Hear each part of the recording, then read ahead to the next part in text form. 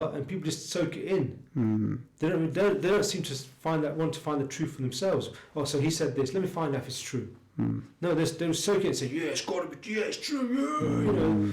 You get what I mean? And start having this hatred towards Muslims. Remember, we went to France and your what's his name? Ivan. Is he going to ring us? You're going to try to get him to ring? Yeah, but I think he's probably fell asleep because he's got much. Okay. Yeah, he used to be an ex-EDL member, and how he came out. What was his main reason? He's walking past the restaurant, saw a Muslim family in there, so he thought, you know what, let me talk to him. Yeah. In Ipswich, I think it was, or Norwich, I can't remember. Taps on the window, it was a white revert. Yeah. Started speaking to him. And then from that conversation, he started slowly changing his views, realising that, hold on a minute, it's not all Muslims. Like he was taught to believe that it's all Muslims are the enemy, all Muslims are this, all Muslims are that. He realised it's a tiny minority within the Muslim community that are doing these evil actions, like the grooming gangs and the extremism. It's a tiny minority. He realised that, and he met Abu Muntasir in Ipswich, and he started giving the Siha by Islam, and he changed his ways completely. Now he loves Muslims now. Now he's fighting against them. He's campaigning against them. Yes, we're on. All right, there we are. About time and all, but we haven't got any comments yet. Just come on now. Okay. So and you got to remember, Tommy Robinson, how much money he's been making from this now. He's apparently brought, I don't know, so many £500,000 mansion. Nearly £1 million. Nearly £1 million mansion. He's financed by his so-called rebel media. And he's been paid by many. He'll say, sit on your TV. Me or him, which one? It's two of us. You're not clear there, producer. Both. Okay. Oh, you're slouching. All right, okay. Yeah, so anyway, he's making a lot of money out of this so-called EDL, well, ex-EDL now. Yeah. And he joined the Quilliam so-called foundation, which is a joke, which doesn't represent... made the false research on the grooming gangs. 84% of child abuse cases committed by Muslims, when in fact... It's only 8.4% of all child sexual exploitation cases. So it's only 8.4%. You know what I mean? That are committed by Asian men. That's all. Even though that's a large number, it's still a large number, don't get me wrong. And all the convictions so far, out of the 3.5 million Muslims that have been here in the last 40 odd years, how many Muslims have been convicted of these evil acts of child grooming? 250 to 300 only. It's still a large number, but not as massive as people think it is. It's like a 0.0000001% of the Muslim population that commit these evil acts. Going back to Quilliam Foundation, obviously there was many kind of seminars. They had one in Leicester regarding prevent and etc. and how they're liaising. It was in Moat Community College, so I think 2 years ago. How they're liaising with the Quilliam Foundation, and majority of the people in the audience stood up and they said, raised their concerns that how can you take advice from this kind of organisation where majority of the Muslims don't even recognise. So. Who's taking advice? You've lost me a little bit. Yeah, so the prevent officers, they came down to point why we're working, etc. You understand? So obviously these are government-funded organisations. They're making money from it. So how can they be very critical of prevent in the first place? Secondly, the groups that they use is not even recognised by the majority of the Muslims. So the likes of Majid Nawaz, etc. So these are people who don't represent us. No, they don't. Okay, there's no message so far. We've only got a few people listening because I think everyone's gone to bed because we started late. Yeah, we started late. It doesn't matter. We can carry on. We've got Surya Adam, we've got Aisha, Abdurrahman, Hassan, Hussein, and Sam John Paul. Big Sam. Yeah. MashaAllah. So we've only got people listening tonight, so it doesn't matter. We'll just carry on talking. Yeah. We'd like to hear your views though about the far right. Do you think are we to blame for the rise of the far right? They've always been there. I personally think it was. They've always been there. Prior to EDL and Britain First, it was the BNP. Combat 18 as well. And other groups as well. They've always been there, but they're kept to... who represents Muslims of Leicester? Who do you think? I don't know. We have a so-called organisation called FMO. They're meant to be representing us. So apparently they're the recognised body. But that's it, Only FMO? Well, officially anyway. That's meant to be the voice of the Muslim community of Leicester. But we know some of the images. They're nice guys. Some of them are. You know? No, definitely. Actually, the majority are nice. No, nice guys. Obviously, there's some politics involved, but they do. To be fair to them, they're the only organisation who can put everybody under one roof. Stuff, you know, when something does kick off, like something controversial by the government or something, and when they have a meeting, they're the only ones who can bring everybody under one roof. So you got to respect where it's due there. But whether they do represent all the Muslims, that's a different. Well, that's the only organisation we know of. I can't think of anyone else, to be honest with you. That's it. Can you? No, that's it. I can't think of anyone.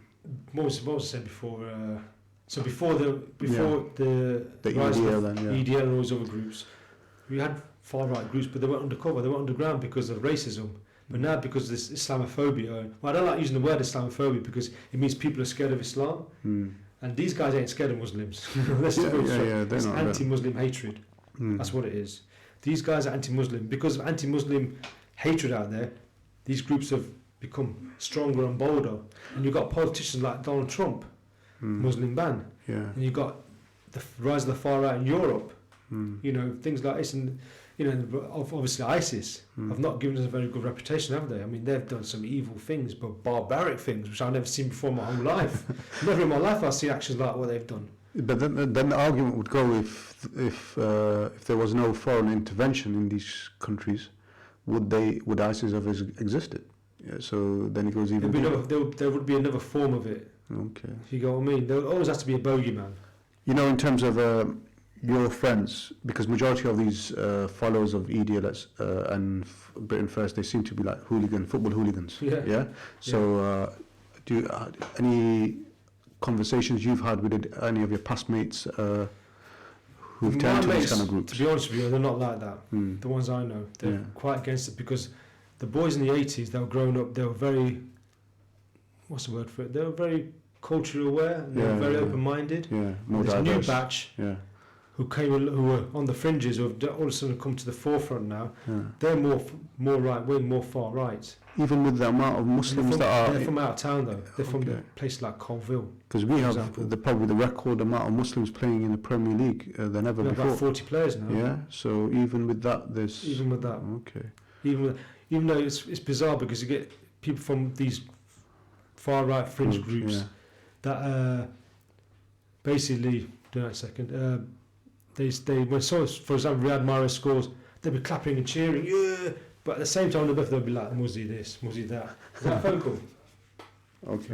Okay, so let's get some engagement. Get the phone numbers out, social media call out, come on. Okay, what's the phone number?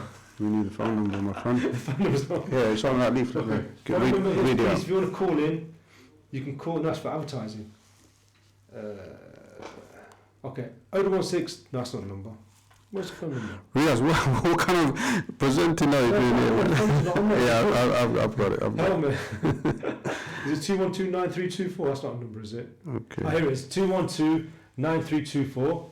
0116-212-9324. You can text us on 07450 925 084.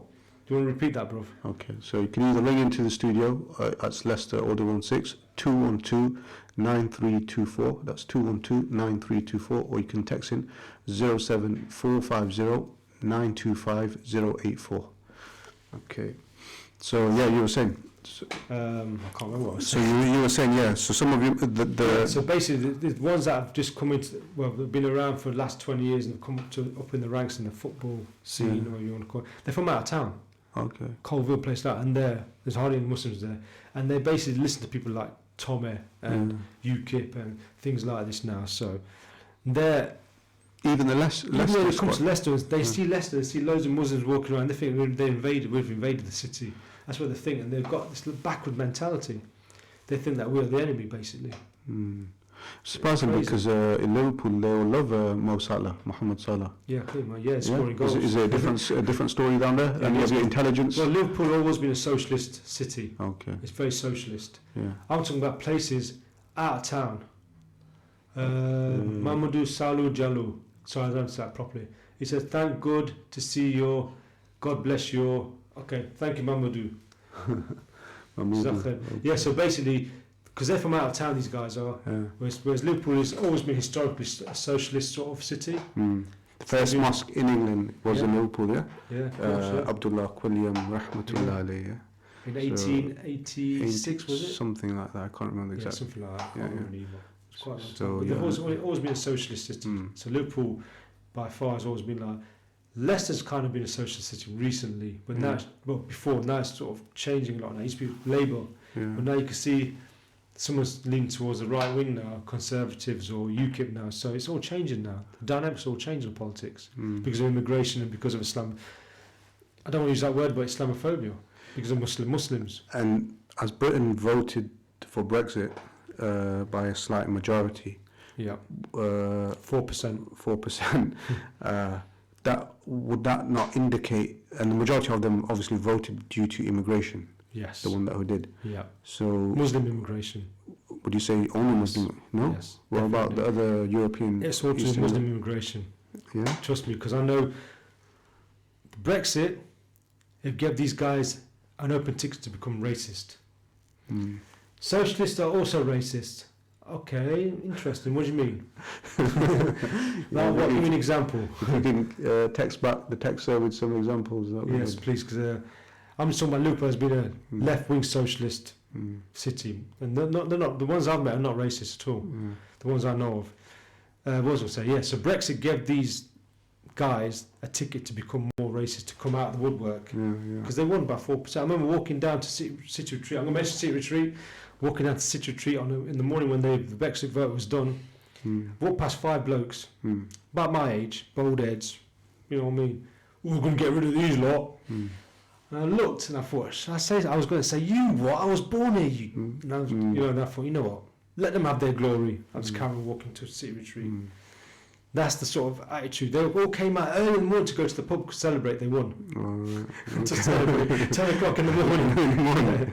To celebrate that they've won Brexit. There have been many Muslims who voted for Brexit as well. Yeah, of course there was. A lot of left-wing people voted for Brexit. But all racists voted for Brexit. Okay. Yeah, so not everyone that was racist voted for Brexit, but all racists voted Brexit. Okay. I can understand where you come from. You know what I mean? All right, so that's another topic. So we want to hear from you.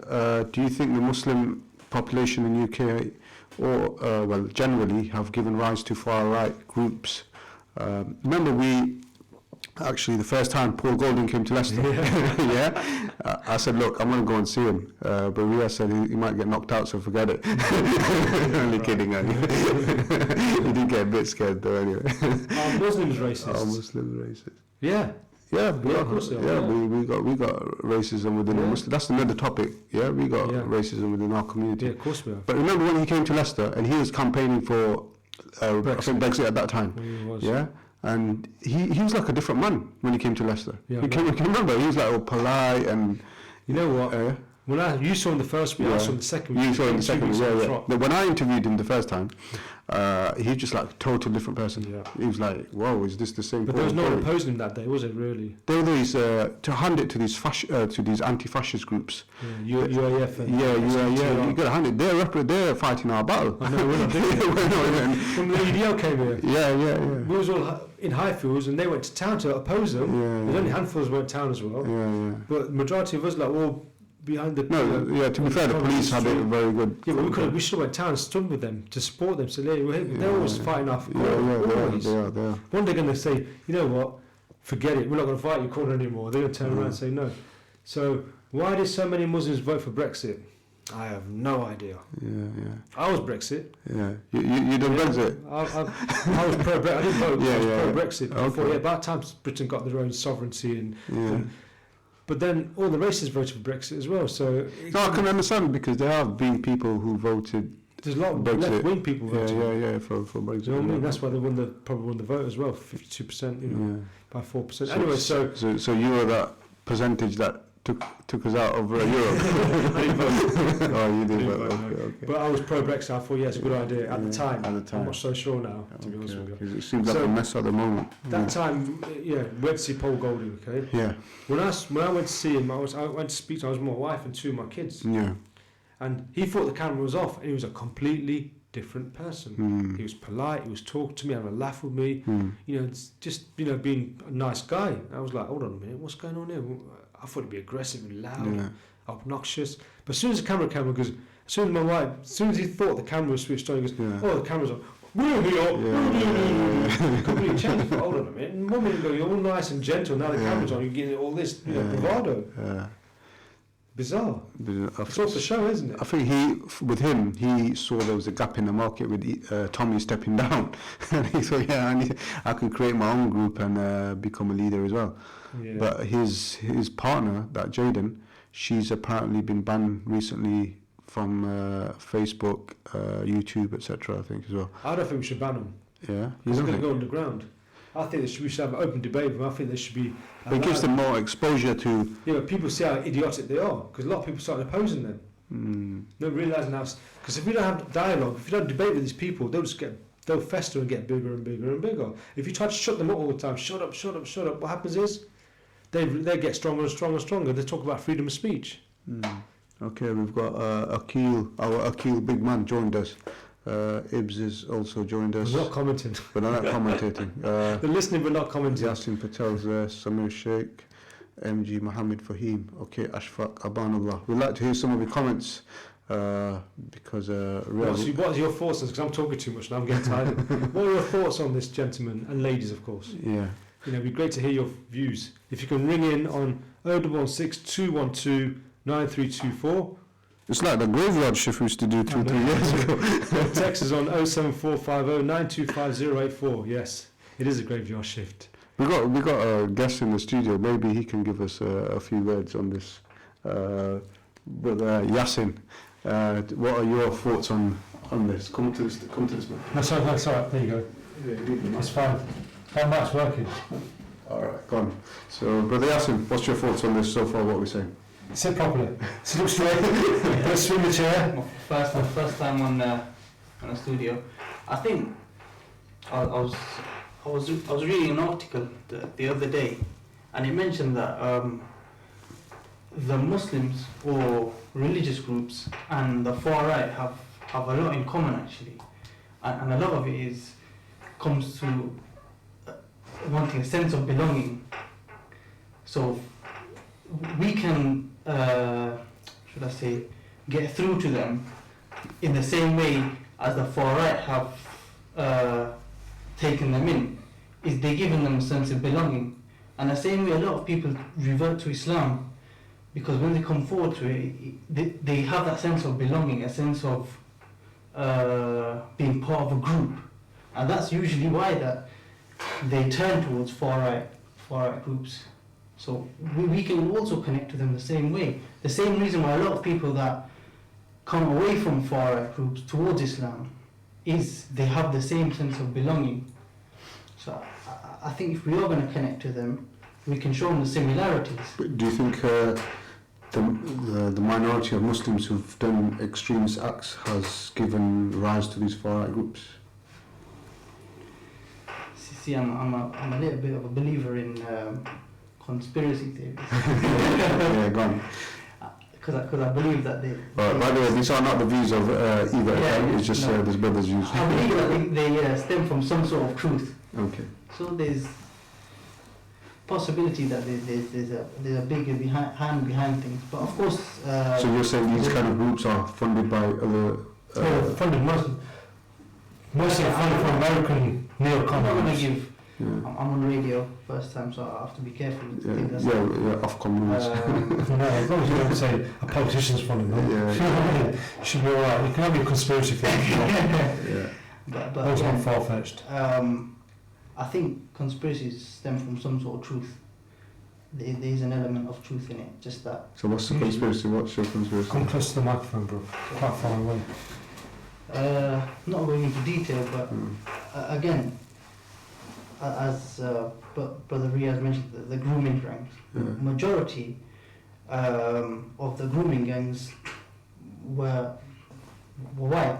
They're the white. 6-7%. Even I think, again, don't quote me on this exactly.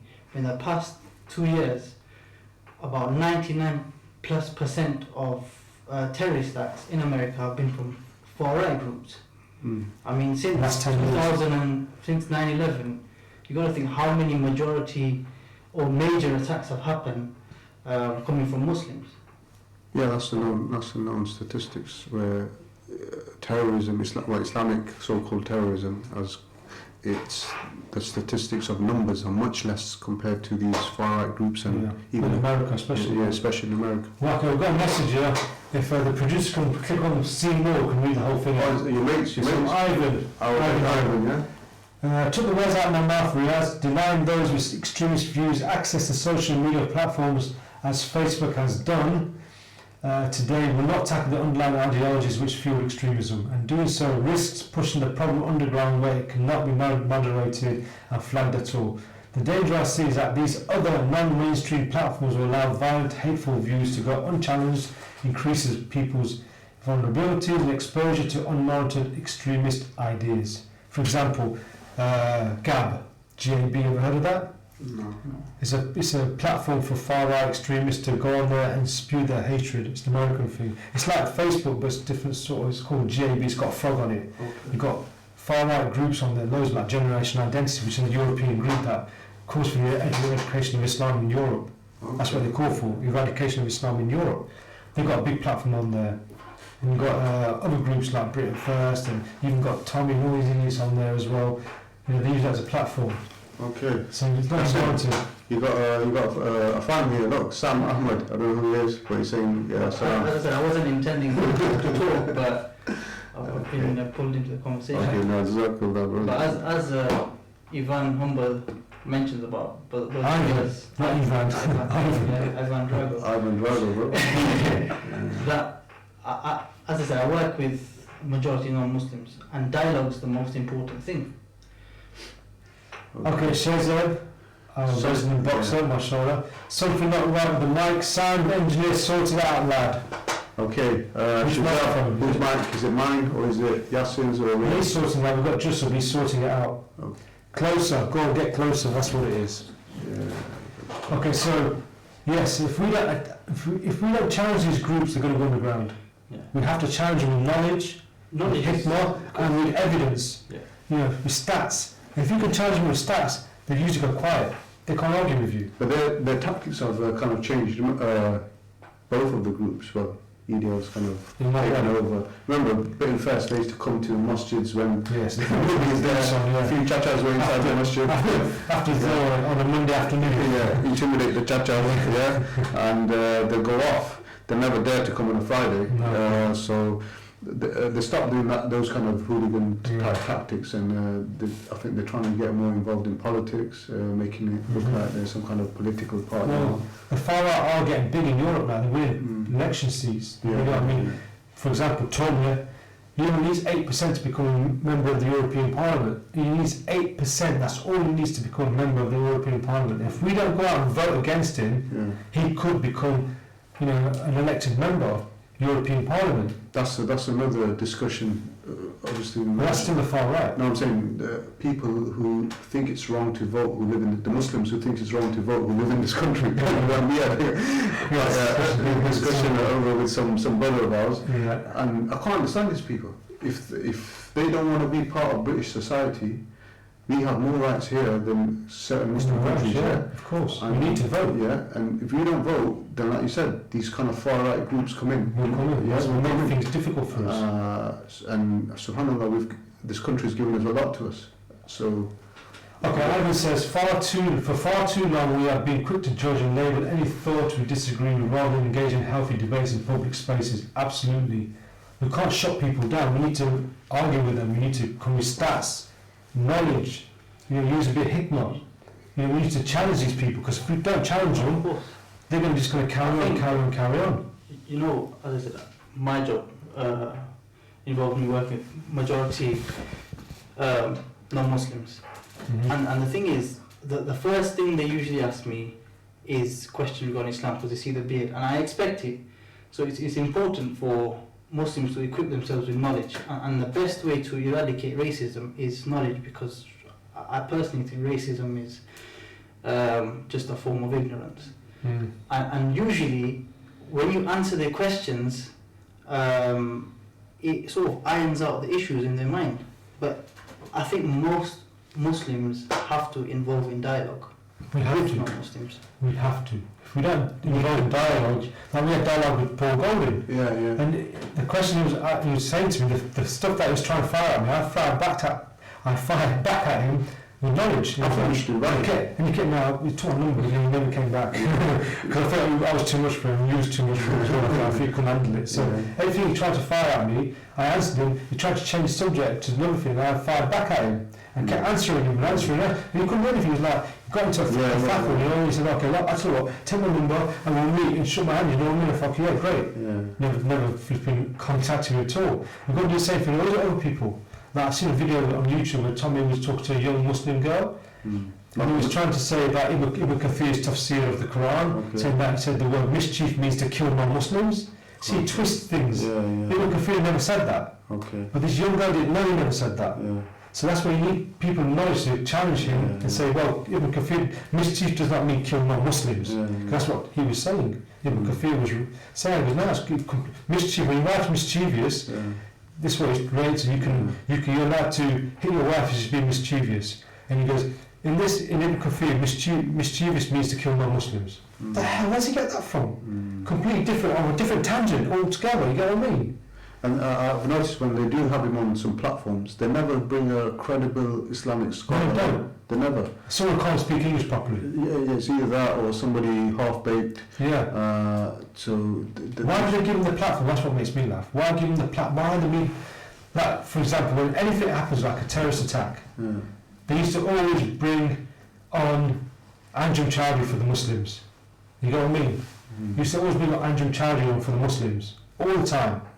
You know what I mean? To get his point. Oh, well, it's allowed because this, Anjem Chowdhury. Yeah, because he's going to pull the pointers in. Yeah. That's. And then anything else happens, they get Tommy to counteract his views. Yeah. The expert on the Quran, Tommy Robinson, you know what I mean? He studied the Quran for about 2 days, he thinks he's an expert on it. To be fair, was it Piers Morgan? Piers Morgan. Yeah, he kind of defended our corner for us in a good way when he tried to put the Quran up.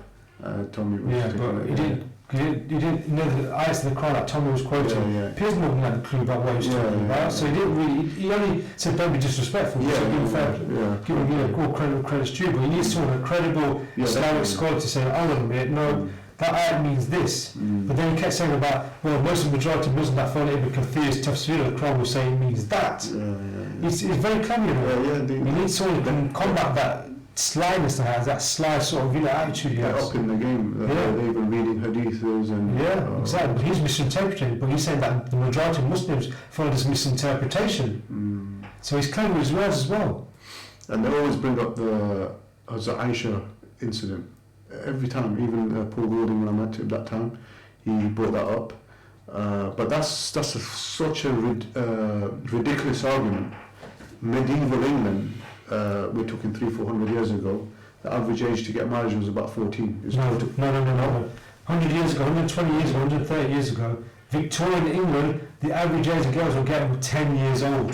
Victorian 14, it's only 150 years ago, they were 9, 10-year-olds. The one thing, to this day in certain states in America, you can still legally get married. 12 years old. 12, 14. Okay, we've got some messages here. Ivan says, going to scroll here.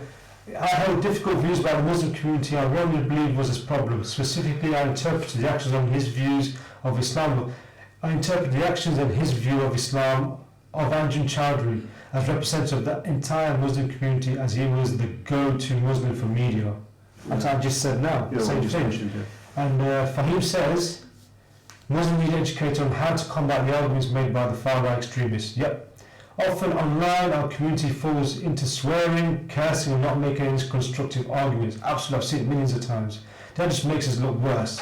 The fact there are plenty of statistics, verses, hadiths, and knowledge we can use to educate and rebut most arguments made by the far right, but we'll never get anywhere if every time we see a comment we don't like, we start attacking the person making the comment rather than addressing the comment. Absolutely, yes, I agree with that. That's a really good point. It's a very good point. Personally, myself, that's what I do. But then I've got some of my friends on Facebook start, you this, you that, I'm like, oh God, it's not different. if you think about it, when we met Paul Golding, Yeah.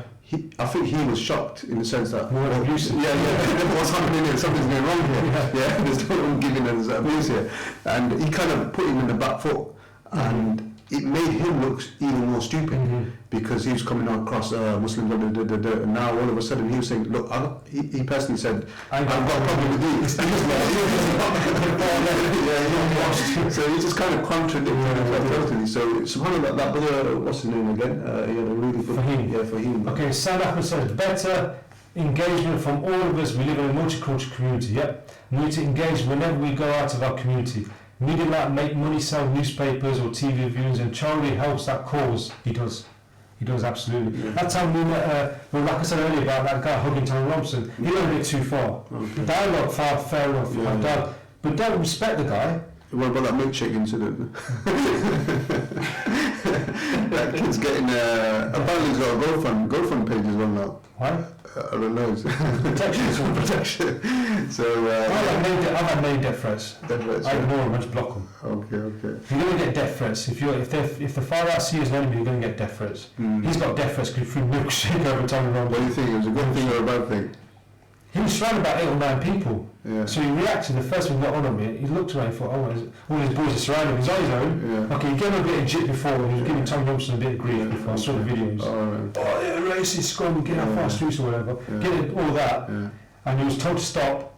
When he was standing on his own with his milkshake, Tommy Robinson approached him. When he was on his own. But then 8, 9 of them surrounded him. Yeah. So his obviously reaction, he lashed out. So I can't say whether he was right or wrong. Because what would I do in that situation? What would I do in that situation? But if he was like totally like we said, there was no backlash from before. I don't know what happened before or after the incident. You just have a proper dialogue with him, make him look stupid. That would have done more. This kid was 23 years old. Do you think he had the knowledge to do that? Maybe not. Maybe. Okay, Ahmed says, Iqbal, he says, I was in Anjum Chowdhury study circles back in 2003. Oh, you're beautiful. They were loving the media and that, and we're having a laugh at the stir they were causing. See what I mean? This is the sort of Anjum sort of mentality. Okay, Sam Ahmed, 20 states in USA, child marriage has no lower age. Lower age limit, and they only require consent from parent or guardian. It's hidden facts. Yeah, I know, I've seen that. Ivan says my views were unchallenged, and when I tried to voice my opinions, people shut me down. They wouldn't engage in any meaningful conversation. They me a bigot. You are a bigot, Ivan. I'm joking. Until after a chance encounter with your mum, yes, I mentioned that earlier on, how you saw him in a restaurant and you... So no, this is coming from an ex-EDM. Yeah, he's one of the regional leaders. Yeah, he was. If he's saying dialogue's the way... Yeah, he's South East regional leader. Whoa. So... He's a top boy, one of the top 5 yeah. of EDM in the whole of England. And yeah, we met him, top... Yeah, he's a good guy. Yeah, respect to him, a long time not seen. Yeah. Since France we've not seen each other. Yeah. Okay, so yeah, I think dialogue's the way then. It is, but no hugging. No, Dialogue's the way. Dialogue's the way, yeah. Be fair with dialogue. Don't be too soft with it, because they'll just... So I think for like those people who are wondering where should I go for facts, what sort of questions are going to be asked, there's usually, as you've outlined before, that there's only certain questions or certain issues that are only ever going to come up, such as the marriage, paedophilia, grooming gangs. So these are and certain ayats of the Quran regarding killing of non-Muslims. So that's usually the only things you need to know about. And revise yourself in these. Revise yourself in these. And if I don't know if I'm allowed to say names of brothers that already do this, but no, it should be right. If you're struggling, then there's the brother Muhammad Hijab. He's well equipped. He usually gives you primary source evidences. You could search them up, and he's a good example of having dialogue with other beliefs and non-Muslims, people of different faiths, beliefs or whatever, without insulting them, without insulting the Bible or the Torah, and he raises Islam in a very integrity. So protect him as well, preserve him, because he's very intelligent, articulate. I saw his debate with the... And he can fight. Yeah, he's an MMA fight. So Muhammad Hijab is if you want to easy way out of gaining knowledge. Watch his videos. Maybe make notes of his primary source evidences and research them for yourselves. So it make your life easier with dialogue as well. It's like Ahmed did that back in the day. Yeah. When you used to have the Jehovah's Witnesses or whoever they were, used to try and give you dawah. I used to watch his videos, and when he stuck on my door, I used to give them dawah back. Answer their questions like that for them. And then from that day onwards, the time I challenged them, never knocked on my door again. They walked past my house on purpose. Don't knock on his house. You know what I mean? But that's what you equip yourself with the knowledge that you need. Certain ones are obviously, you should have read the terrorism, about the killing of non-Muslims. You equip with the grooming gangs. You equip yourself with these three things. You can tear yours apart. Usually. You know what I mean? You can tear it apart. Yeah, he just reminded me of something. The brother who came here the other day, Brother Asif. Was it Asif or Arif, the homeless project guy? Oh, Arif Jetsi. Yeah, Arif Jetsi, yeah, mashallah. You were saying living role models.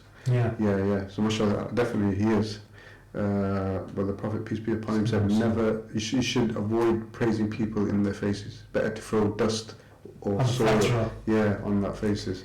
So, and the scholar would say, if someone does praise you, say that may Allah make me as you perceive me to be. So that's just one. Bible says, over months of conversation in coffee shops, he was able to unpick my hatred by challenging and then showing me the reality of the false opinions I had adopted. That's what I mean. Through dialogue. Any question that I even asked, the Imam answered them through the Quran and Hadith. Mm-hmm. So all the false information that I was given by certain people, the Imam, answered everything and showed the true way. And Brother Yassin's right, we need people who are articulate in this field. It's not everybody is a cup of tea, this thing. Yeah. So, like the brother said, Brother Hijab, mashallah, he's kind of equipped in this field. So they're not going to come to the table like you say, innit? If you ever organised it and said, look, are you ready? They won't. I mean, mind you, Tommy did say he wanted to debate me once after that hoo-ha I had with him. Yeah, and I thought to myself, it's not even worth debating with the guy, because I've seen other people talk to him and you say, the next thing you know, he don't bother with them. Yeah. So I thought I've been wasting my time and energy. Now, if I saw him on the street, I'd debate him on the street. Mm-hmm. Okay, Iqbal Ahmed said there's other texts which contradict Aisha's age of 9. Mufti Abu Layth refused to hadith about Aisha being 6 when she was married, stating they came from a weak source. Other texts say she was around 19. Yes, I've heard that as well before many times. She was 17 or 18. She was 10 years younger than her sister, who was 27 at the time when they went to Medina. So making her the age of 17, 18 approximately. But that's fiqh. But I've come across many hadith that book. Yeah, there's a difference of opinion. The Quran says do not marry children. Yeah, children have not got sound knowledge of looking after the household at 6 or 9 years old. The fact that the enemies of Prophet Sallallahu Alaihi Wasallam, they used every single thing to demonize him. Yeah. And they never mentioned this. They would have mentioned this. Yeah, so it just shows that this was a complete norm in society at that time. You know what I mean? I don't know. But so what's our next subject next week then? Because we've only got 7 minutes left. It takes time to think of another subject. You want us to talk about something? Let us know. If anybody has any topics that you'd like us to discuss, inshallah, just drop a text, and hopefully our next session will be on. So please invite Mufti Abu Layth onto your show. Well, we'll have a big football. I'm not too sure about that. He's nodding his head. So basically, it looks like a no. Okay, Ivan says, it's the only way to challenge the far right is by debate. Okay, it's the only way to show them the bigger picture instead of a blinkered view. You can get Abu Layth on with Santa hat on. You know what, I have to say, he's very well. He's unusual. Yeah, he's very well. Comes out some controversial stuff and contradictory. And so I remember we were sitting down with Mulana Abdul Hamid before he had his accident, and he said he was going to come down to Leicester. He said, we don't mind meeting because the guy's funny. That's what he's going to say. You know what I mean? He's an unusual character, to be honest with you. Yeah. He really is. Okay, but you can interview Sean while here.